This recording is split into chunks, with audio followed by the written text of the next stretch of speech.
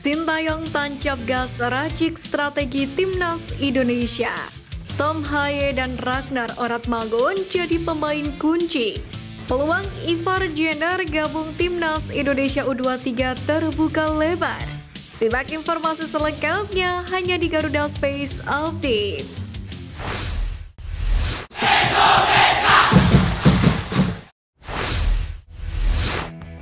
Pelatih Timnas Indonesia Sintayong alias STY sudah tiba di tanah air untuk kembali memulai pekerjaannya setelah liburan di Korea Selatan. Menariknya, ia langsung bekerja setibanya di Indonesia. Melalui akun Instagram pribadinya, STY mengaku sudah tiba di tanah air. Setelah beristirahat sebentar, ia langsung bertemu dengan asistennya, Nova Arianto. Juru taktik asal Korea Selatan itu pun menggambarkan bahwa telah menerima laporan dari Nova. Namun, tak dijelaskan secara detail laporan yang diberikan seperti apa. Kemungkinan besar laporan yang dikasih oleh Nova berkaitan dengan Timnas Indonesia. Sebab beberapa waktu ke depan, STY pun akan sibuk meracik tim merah putih. Ajang terdekatnya adalah kualifikasi Piala Dunia 2026 zona Asia, di mana Timnas Indonesia dijadwalkan melawan Vietnam 2 kali pada 21 dan 26 Maret 2024. Setelah itu, STY akan memboyong Timnas Indonesia U23 untuk menjalani pemusatan latihan di Dubai pada 31 Maret hingga 8 April mendatang. TC Timnas Indonesia U23 di Dubai ini pun sebagai persiapan untuk terjun di Piala Asia U23 yang akan digelar di Qatar mulai 15 April. Timnas Indonesia wajib berjuang keras usai menelan hasil negatif di 2 laga awal grup F kualifikasi Piala Dunia 2026. Akibatnya Timnas Indonesia kini menempati posisi juru kunci grup F dengan 1 angka. Sama persis dengan Filipina di tempat ketiga. Sementara itu, posisi 1 dan 2 diisi oleh Irak dan Vietnam yang mengkoleksi 6 dan 3 angka. Nantinya hanya juara dan runner-up grup yang diizinkan untuk lolos ke babak ketiga kualifikasi Piala Dunia 2026 zona Asia, sekaligus melaju ke Piala Asia 2027. Untuk lolos ke babak ketiga kualifikasi Piala Dunia 2026 zona Asia sendiri, Timnas Indonesia membutuhkan tambahan setidaknya 9 angka dari 4 laga tersisa.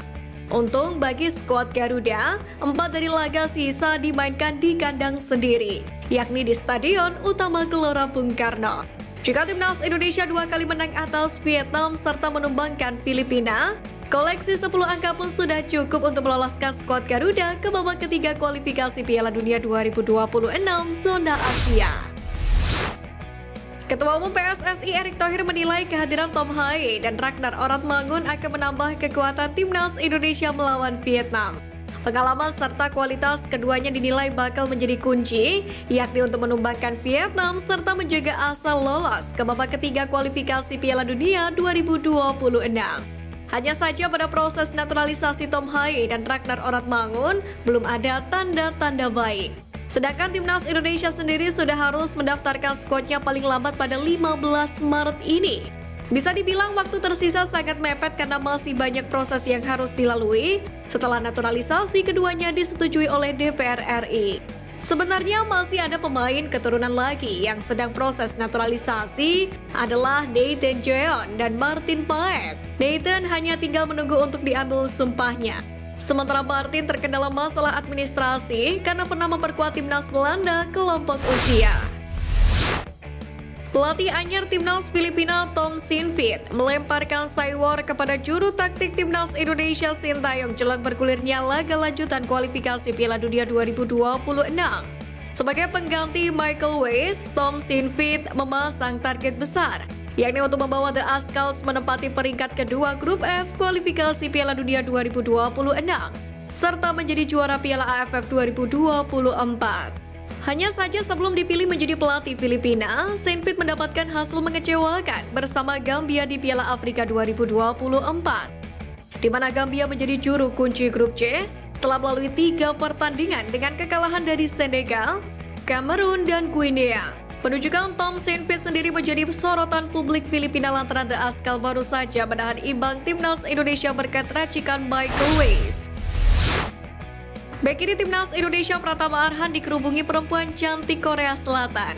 Momen itu terjadi di sesi perkenalan tim Suwon FC jelang mengarungi Liga 1 Korea Selatan 2024 yang bergulir mulai Jumat 1 Maret. Fullback kiri timnas Indonesia ini pun dikontrak Suwon FC selama 1 tahun dengan opsi perpanjangan.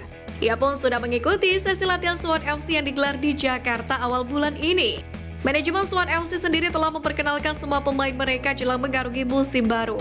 Uniknya, mengutip dari akun Instagram Garuda Fanbook, Pratama Arhan sempat foto bareng dengan sejumlah perempuan cantik asal Korea Selatan yang mengenakan jersey Suwon FC.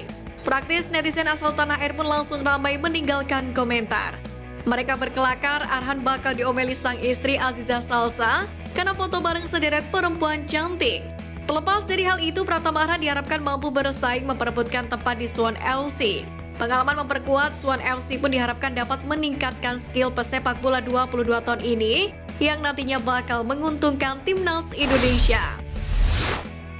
Peluang gelandang andalan Sintayong Ivar Jenner untuk gabung ke skuad U23 terbuka lebar usai timnas U23 Irak mengusahakan Zidane Iqbal untuk memperkuat tim di Piala Asia U23 2024 Qatar. Zidane Iqbal merupakan rekan Ivar Jenner di FC Utrecht yang berlaga di Eredivisie. Ia sejauh ini mendapatkan menit bermain. Pemain 20 tahun itu sudah mencatatkan 7 laga dengan 153 menit bermain di Liga 1. Sementara Ivar Jenner cukup mendapatkan menit bermain di tim U21 FC Utrecht di kasta kedua. Pemain 20 tahun ini mencatatkan 7 laga dengan 579 menit bermain.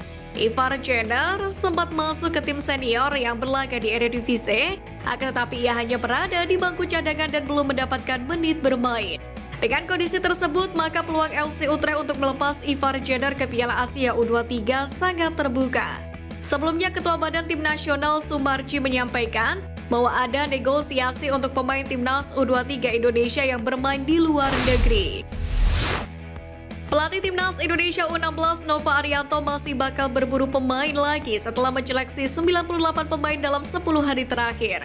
Usai menyeleksi dan memberi pemahaman cara main di level tim nasional, asisten Sintayong itu menilai ada aspek yang harus dibenahi pemain-pemain muda ini. Demi mendapatkan pemain dengan standar tertentu, Nova bakal mencari pemain-pemain lagi dalam seleksi yang berlangsung pada akhir Maret atau setelah FIFA Matchday. Sementara mengenai pemain-pemain level U16 yang berada di luar negeri, Nova mengaku sudah berbicara dengan staf ahli Menpora yang mendata atlet Indonesia di luar negeri dan bakal berkomunikasi dengan PSSI mengenai penggunaan pemain tersebut.